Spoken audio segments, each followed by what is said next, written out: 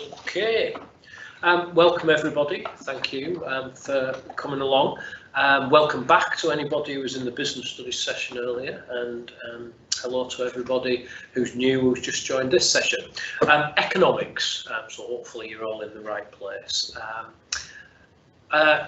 Can I just remind everybody that if you have any questions for the question and answer, you don't have to wait until the end to post them. You can post them at any time during the first part of this. So if you do think of any questions, or you already have a question you know you want to ask, you don't need to wait until the end to post that question.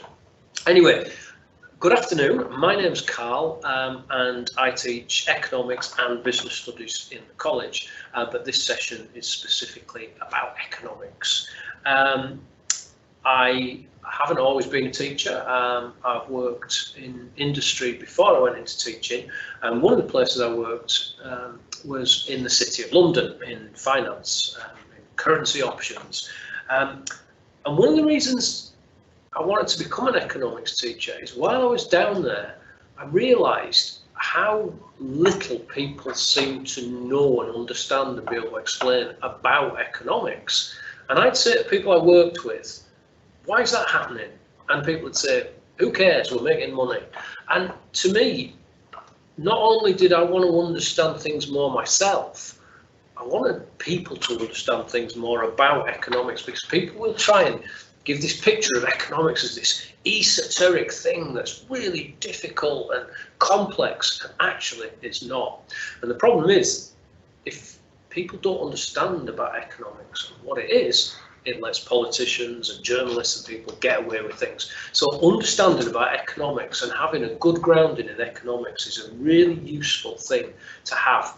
So that's really my motivation to teach economics. What is it? Some of you have already probably been in sessions with me or with other people where we talked about that. And the obvious answer, the usual answer, is it's about money, isn't it? And really, although economics is about money to some extent, it's about far more than that. Economics really is the study of how we allocate stuff. Now, I wouldn't use the word stuff in an exam answer, but it's how we decide who gets what, why some people are richer than others, why some businesses and some markets are more prosperous and more money is spent in those areas than is spent in other areas, why some countries are richer than others. So really, it's about how we decide what the hell we're going to make as a society, and who we're going to make it for, and how much we're going to make, and what price we're going to charge for it, and will everybody get it, or will just a small number of people get it, and how we spread out all those things. And economics really will look over the 2 years of the course at all those different factors. So why some jobs pay more than others, why some people are unemployed, why houses in the north of England are a lot cheaper than houses in the south of England, whether or not a fast rail system will actually help different parts of the country or not, and who will it help. All those kinds of things are what we will look at in economics and what we will study.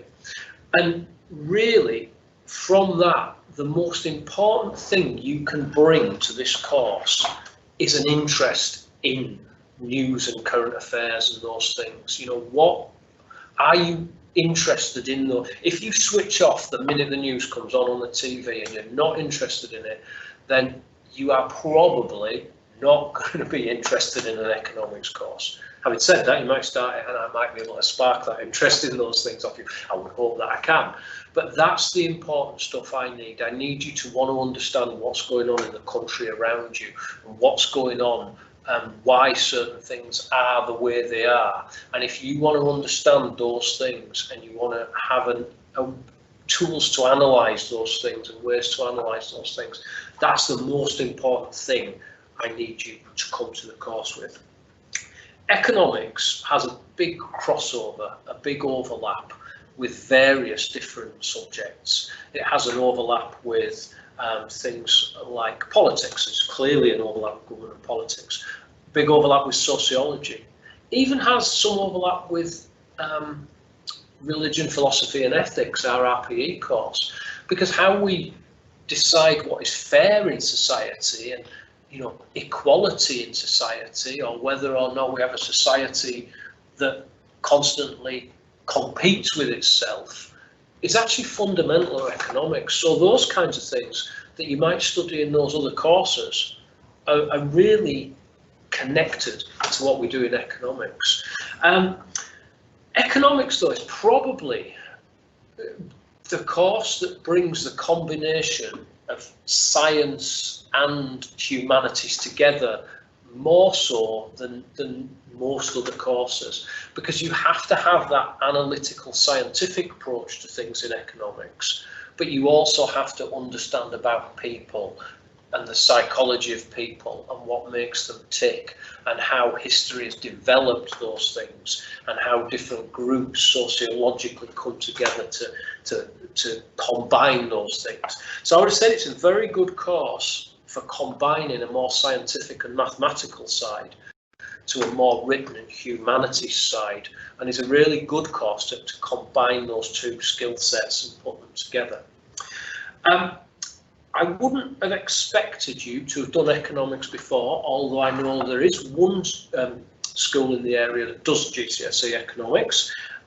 So it is a course most of you will be coming to completely new, which does mean you can come into it with an open mind without an expectation, if you like, of how it was taught before or done before.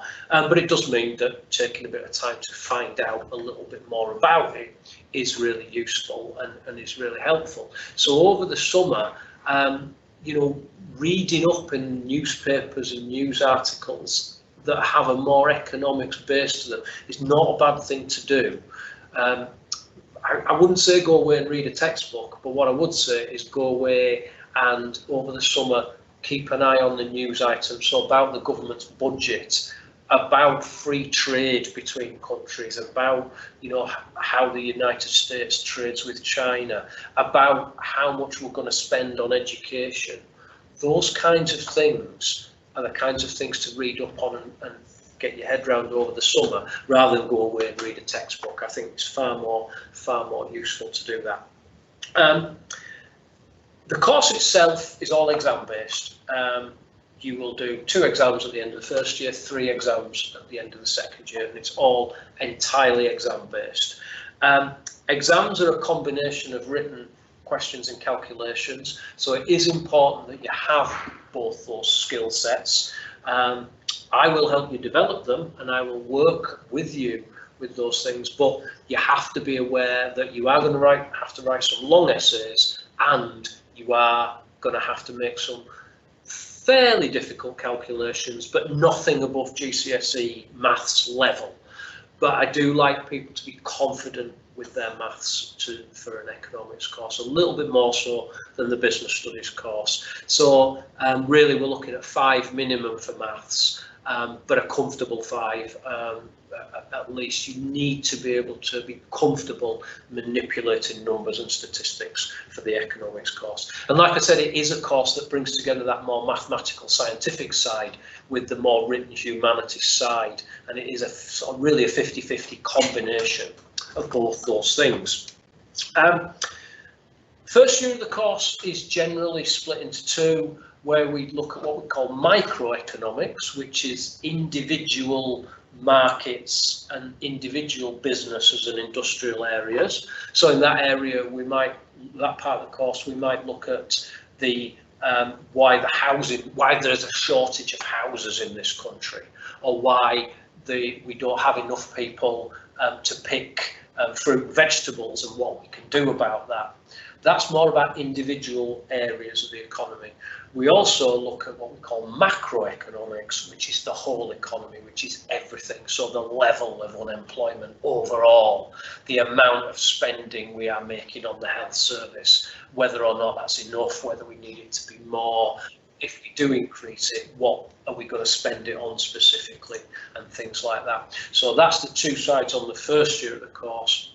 We carry on with those into the second year. The second year, of course, we do a lot on international economics and development economics, and that's looking at the different stages in economic development between different parts of the world, and how we can help get some countries out of that very low level of income and poverty and help them develop into much more economically prosperous places. Okay.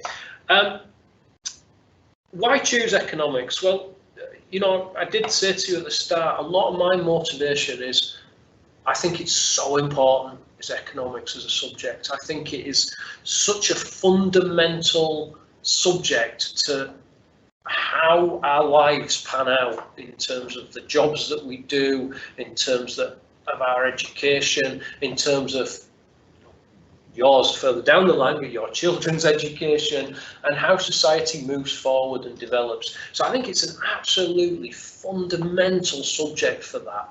So, you know, that's certainly one motivation for doing it, but obviously you've got to be thinking about, well, how practical is it to do it for careers in the future? Economics is seen as one of the more traditional A-levels. So a good grade in economics is something that opens so many doors, even if you don't want to study it in the future. It opens a lot of doors for you because it's an analytical subject that combines, like I said, the mathematical approach with the more theoretical and the more written approach to things. So the skills you are exhibiting, if you get a good grade in economics, will stand you in good stead, whatever you want to do. However, career direction for a lot of people is into finance, business, accounts, and those areas where people have been looking at. And we have seen an increasing number of our students wanting to do economics at university. Every year, the proportion of students that decide they want to do it goes up, which is good from my point of view because it means people seem like they enjoy it and want to carry on with it. And it also means that, you know, they are researching the jobs available to them in those areas. But really, it's a very good subject to open a lot of doors because of the range of its skill set, not just the actual content, but the range of what you do. But anything financial, financial related or management related, an A-level in economics is going to be a very good thing to have. Just a couple of points before I preempt questions on this in terms of the kinds of things people ask. I said your maths needs to be confident. You don't need to be doing A-level maths to do economics. Usually about half the students who choose A-level economics are doing A-level maths. What I would say is if you want to do economics at university at a higher level, most universities want you to have A-level maths to do it. So if you're really set on economics long term, A-level maths is a very important A-level to do alongside it, and I would recommend that if you know you definitely want to study it at a higher level. However, if you're not doing A-level maths or you don't want to do A-level maths, there are courses, business and economics courses, finance and economics courses at uni with a significant economic element to them that don't need A-level maths, but generally the pure economics courses at university will require you to have A-level maths alongside it. Actually more so than A-level economics, because a lot of colleges don't actually do A-level economics. But if you want to do it at a higher level, why would you not do it at A-level is what I would say. The other thing that people ask is about business and economics together. And I mentioned this in the business session. It is possible to do a business studies course and an A-level course together alongside a third A-level. And some people will do business, economics and maths, but that is making you quite specialised in terms of the range of subjects that you're doing. So I would not talk you out of doing that, but you need to be fairly sure that that's what you want to do, or that's the direction you want your education and your career to go in long term, if you did that combination of three.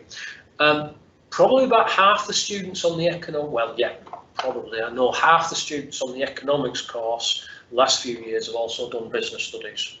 So it's not unusual for people to do both subjects hand in hand. And there is a small amount of overlap between the two subjects. So the second year of business studies has some economics on it, but they are quite different A-levels. I don't want you to think about, oh, well, you can get away with only doing half and or half and half because it's going to have loads of common content. There's not a huge amount of common content between the two subjects. It does go nicely with history, with government and politics, with subjects like that as well, if you're interested in those areas. And our history syllabus here does have quite a lot of economic history on that course as well. So it does go very nicely with that course. Really, that's just about it from me. One point I would leave you with, or one final point I would make. I've ended up being an economics teacher, an economics and business teacher, and I've done that for quite a few years now, and I love it. I actually did maths, physics and chemistry for my A-levels a long time ago. So, the mistake I would say I made in my A-levels was I did things that I was good at, but not necessarily interested in. And I think, you've got to take that into consideration when you're choosing what you want to do. And the biggest asset to me for somebody who wants to do economics is somebody who's interested in it and interested in current affairs and news that relate to those things. And if that's you and you put on the news and you think, I want to understand that, and I know a bit about it, but I want to know more about why that is, that's the biggest thing of all I want in my students, or like in my students. Okay, doesn't look like we've got any questions sent through, so hopefully that means I've answered everything. But if anybody does want to get in touch with the college or has any questions, please do so. As part of your other sessions this week, if you want to send a message to somebody, I'll be around all week to answer any questions if anybody has any. I might not be able to do it instantly, but certainly get back to you within a short space of time. So thank you very much for your time. I think this is the last session today, so enjoy the rest of your day, and hopefully you'll come back to some of the other subject sessions tomorrow. Thank you very much.